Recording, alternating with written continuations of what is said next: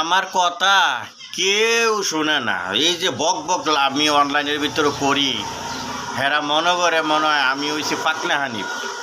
আরে ভাই, দেশের পরিস্থিতিটা কোন পর্যায়ে যাইতে আছে আপনারা তো কেউ এটার কোনো গুরুত্ব দেন না। আরে এখন যে আপনারা 17 বছর বিএনপির তারা কে রে আপনারা গরু চুরি করতে পারছেন না, এরপরে বিভিন্ন জায়গায় চাঁদাবাজি করতে পারছেন না।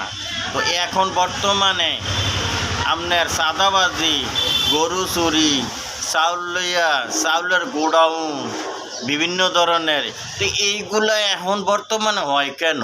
এখন তো আমরা কোনো ক্ষমতাত নাই। তো ক্ষমতাত না থাকলে এইগুলো হইতেছে কেন?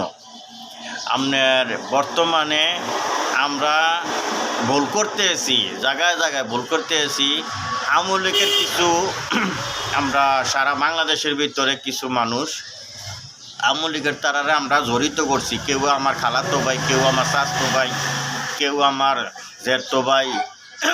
এটা মনে কইরা আমরা কিন্তু আওয়ামী লীগের লোক আমরা বিএনপির ভিতরে আনছি।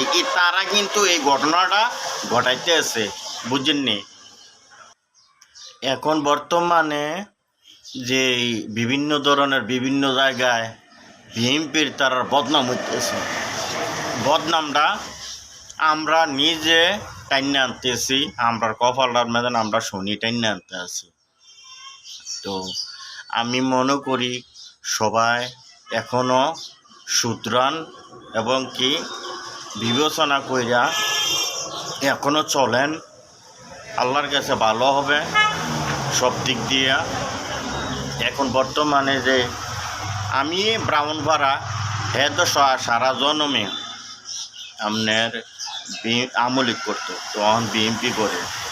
তো এইগুলো ওই যে আমাদের বড় বড় উপর লেভেলের যারা থাই কমিটি যারা আছেন তারাও কইছে বিগত আগে যারা বিএনপি করছে, মাঝখান দিয়ে আওয়ামী লীগের লগে যারা 17 বছর ছিল তাদের কোনো আমরা দলে আনা যাবে না। আনতে গেলে সমস্যা। আমরা ভোটের জন্য আমরা আওয়ামী লীগের স্বাস্থ্য ভাই, জ্যাঠতো ভাই, ঘনিষ্ঠ যারা আছে তাদের আইনা আমরা কিন্তু নিজের পায়ে নিজে কুড়াল দিতেছি।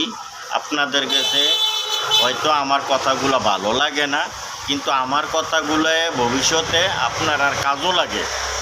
আপনাদের কাছে আমার অনুরোধ রইল, আমার যারা সিনিয়র বড় ভাই আছেন তাদের কাছে রিকোয়েস্ট এবং কি অনুরোধ রইল, আপনারা বিবেচনা